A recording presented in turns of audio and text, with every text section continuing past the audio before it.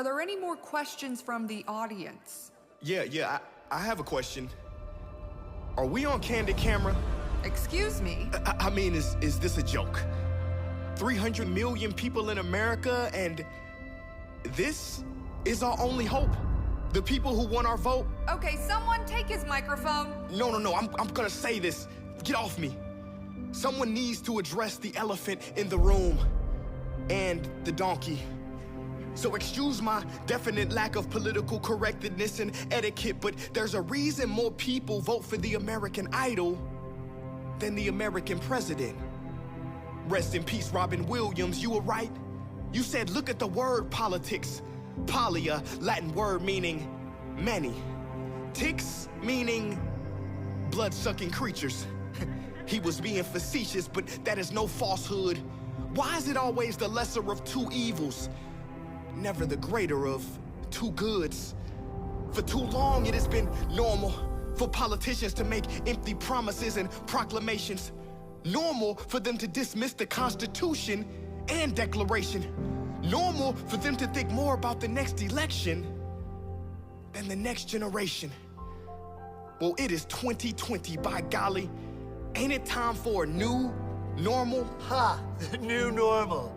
I'm tired of people like you criticizing us. Tell us about this new normal. Why don't you come up here and tell us how you would do it if you were the president? Me? Duh. Watch this, Sleepy Joe. Shut up, man. Well, first thing I would do if I was president is quit. See, I knew he was a coward. Let me finish. See, the word president literally means preside over or sit before. I would quit my position of being everybody's superior. I would sit together with the people as equals. Next, I would take Congress back to kindergarten. See, I knew he was slow. Wait, what do you mean? Well, see, everything government needs to know they should have learned in kindergarten. Think about it. Our climate policy should be based on the kindergarten philosophy of clean up your own mess and put things back how you found them. Our foreign policy should be don't hit people. Economic strategy, yeah, play fair, and if you hurt someone, make it better. In our domestic policy, hold hands and stick together. Even though we'd have kindergarten policies, if I was president, I would use a lot of adult language. Some people may be offended, but I wouldn't budge. I would use strong, four-letter words like love, like hope, like care, like free, like hero. Yes, I would awaken the hero and Shiro in all of us. Because change rarely comes from Washington. The stimulus checks will always bounce in the long run and come back insufficient funds, because you cannot stimulate a country until you stimulate the hearts. It's easy to speak rainbows and sunshine. Where would you stand specifically on key issues? You know, I'm glad you brought that up. See, if I was president, my key issues wouldn't be getting rid of TikTok. My key issues would unlock the doors of freedom that have been blocked for so many.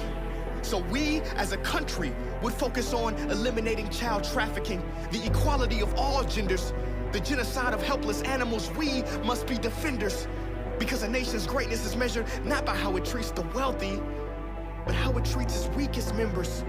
So many rich folks in government is sad. See, they've been worried more about securing the bag than securing us from a crash. How dare you? Sir, don't get mad. Everyone should be able to prosper, not just the prosperous. So if I was president, I would get with the people and decide how our budgets should be spent in a way that's fair, transparent, and makes sense.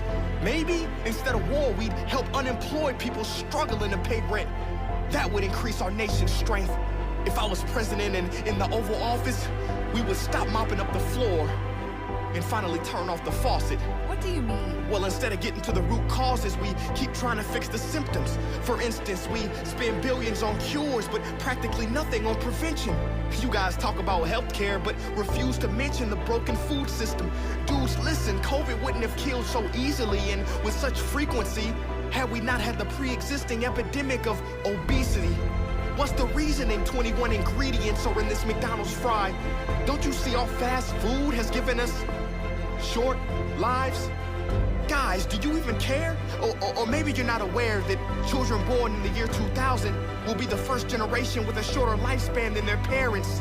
We should be embarrassed. If I was president, universal wellness will be at the top of our list. Doctors will be paid to keep you healthy, not just treat you when you're sick. And as far as mental health, we would work fast to pass a bill. Cause this next fact is sad but real. Did you know more soldiers die from suicide when they come home compared to those killed on the battlefield?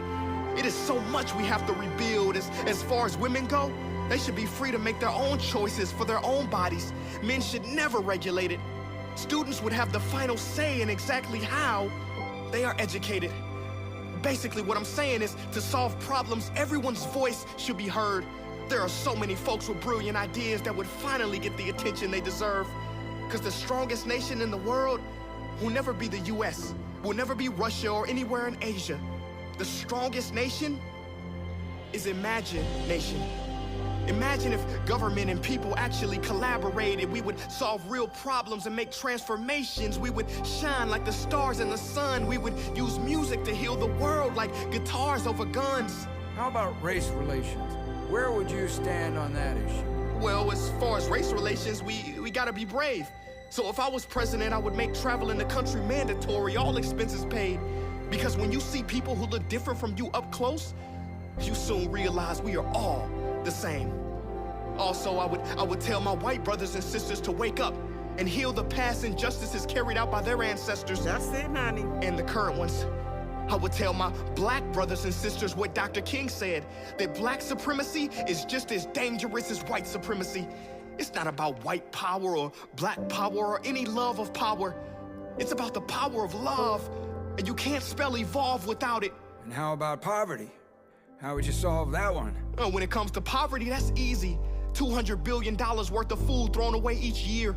Instead of trash cans, put it into the empty stomachs of the needy. Stop being greedy. Everyone has a right to be fed. In the US, there are 5 empty homes for each person without one.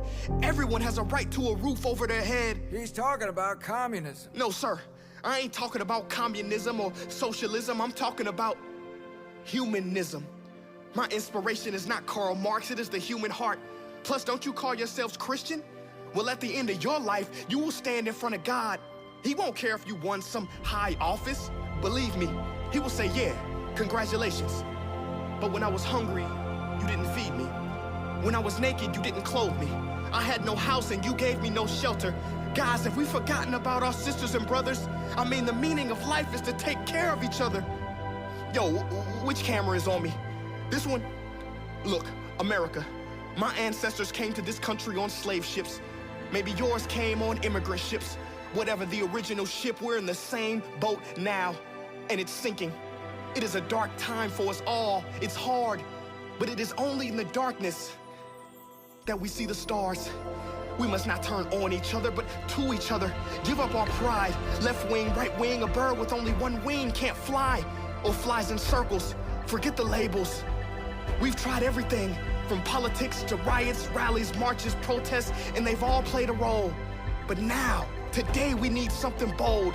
We need each and every soul to wake up, to look deep in your core. What problem does your heart want to solve? Do not ignore. Because when we all answer the call, we open a new door that elevates humanity and creates a new normal that we have never seen before. I wish there were mirrors in every voting booth.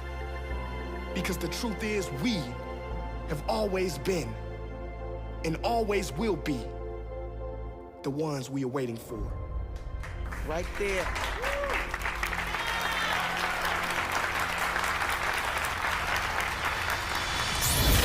Guys, listen, don't click off yet. I want to say this. It's not about America. It's not about any country. Countries are artificial lines drawn on a man-made map. There's one world, and it is up to us to come together and bring this world to where it needs to be. I know it can seem hopeless at times, but it isn't. Speak up, use your voice, vote. And despite what you may see on TV, there are people doing good. I worked on this project with an organization called the Elevate Prize Foundation. They award $5 million each year to individuals and organizations that are working hard to solve problems to change this world. Not only do they give them funding, but they give them access to mentors and coaches and help them build a huge following. This year, they have selected 10 winners They are amazing people, amazing heroes, and I want you to check them out. You can make a difference by supporting their work, following their journey, and sharing what they are doing in this world. The time is now to come together. The time is now to awaken the hero in all of us. I want you to go to elevateprize.org and learn more. Peace.